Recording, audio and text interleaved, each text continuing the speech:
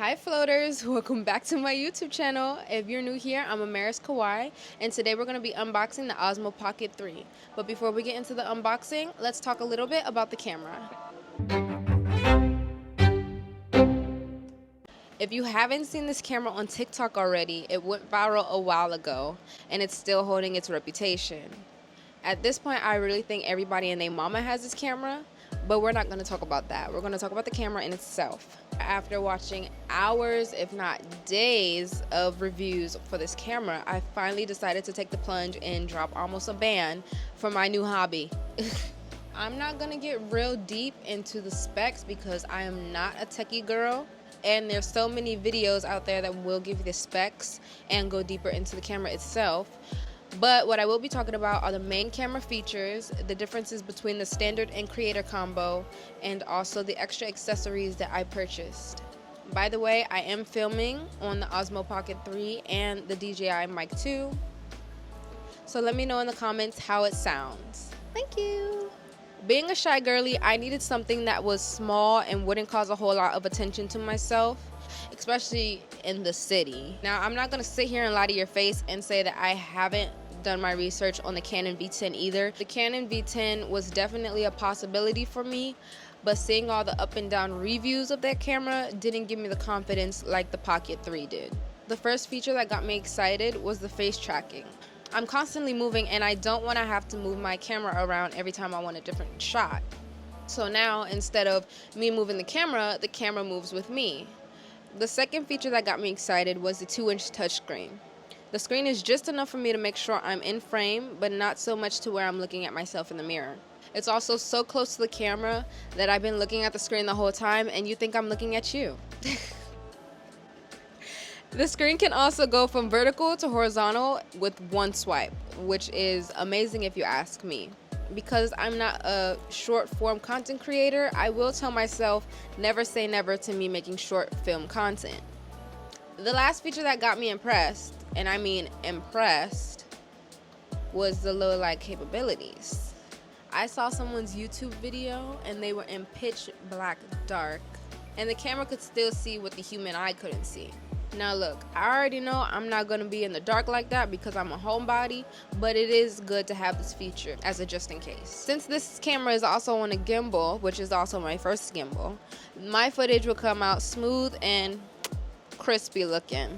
My previous camera that I did have, which was the Sony DSC HX80, was a good beginner camera for vlogging, but it didn't perform well in low light scenarios. It started to look super grainy, which is also why I purchased this camera.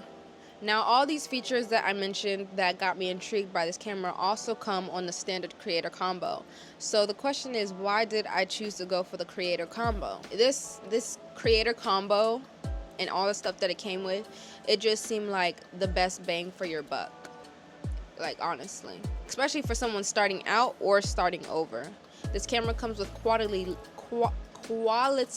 lighting, audio, and video all in the same box. Why go out and purchase a $1,000 camera on its own without the lenses, without the microphone, when you can have all of this in the same box? Like, let's be for real here. Even if you don't do content creation, it is good to have this camera in your bag just so you can capture the moment and not have to pull out your phone like everybody else. This little device is just so unique and it's so small, nobody will know that you're capturing the moment except for you. The biggest question that DJI should be asking itself is, how can we make this camera better? Now, to make this camera better, I suggest that y'all make this joint waterproof, okay? Because it's almost perfect, but it needs to be waterproof, okay? Like, no doubt about it. And I know it's not an action camera, blah, blah, blah, blase, blase, blase, but I think it would just open up a whole new bunch of doors if this camera was waterproof. Now we're gonna go ahead and get into the unboxing. See you in a second.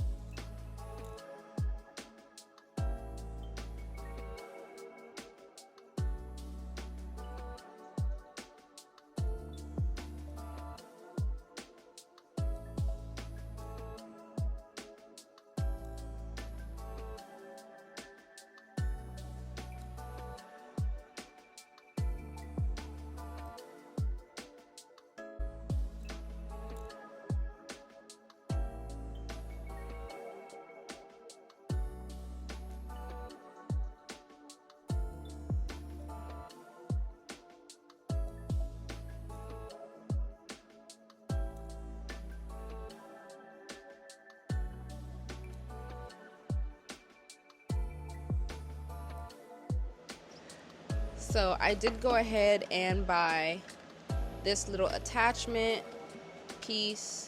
So the gimbal goes right here, and then it protects the screen.